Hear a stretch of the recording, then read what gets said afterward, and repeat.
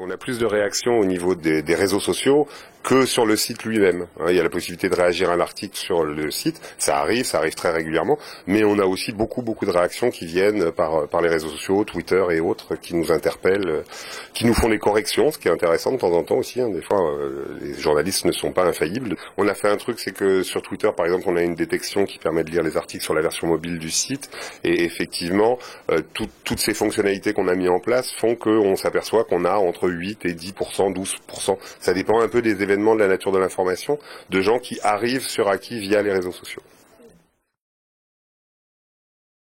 C'est habitué, moi le premier et tous les gens et votre génération encore plus que la mienne, j'ai envie de dire, au fait que tout soit gratuit. Je veux lire un article sur la vache folle, enfin la vache folle c'est plus l'époque, mais le cheval dans les lasagnes, je vais utiliser mon téléphone ou mon ordinateur, je vais lire un article dans Libération, je vais lire un article sur les élections régionales, je vais aller sur aki.fr. On s'est habitué à cette gratuité et puis maintenant on a un système d'exploitation sur notre téléphone si on utilise Android qui est gratuit, on a des espaces gratuits pour stocker nos photos, nos images, etc.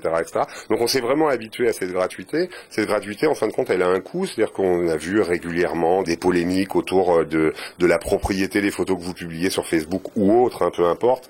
Voilà, et je me dis qu'on est à un stade où il va peut-être falloir que le consommateur, l'usager, l'utilisateur des services réalise que, en face d'un service, il y a des coûts et que si on veut vraiment être tranquille et dire mes photos, c'est mes photos, elles vont pas être utilisées à autre chose, elles vont pas être taguées par d'autres gens, que mes données, mon CV, etc., je l'héberge sur un espace où je sais qu'il va pas servir à d'autres gens, voire être revendu comme modèle de CV, faudra peut-être payer.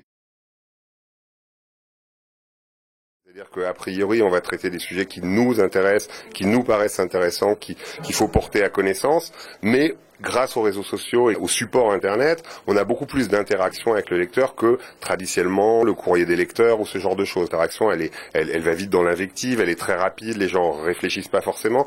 Des fois, on m'interpelle sur les réseaux sociaux en me disant, là, on a publié récemment une interview d'artiste et dit, oh bon, c'est une interview que vous avez fait à Garo Rock. Bah oui, c'est écrit dans l'article que c'est une interview qu'on a fait à l'occasion de Garo Rock, mais ces artistes se produisaient au Krakatoa.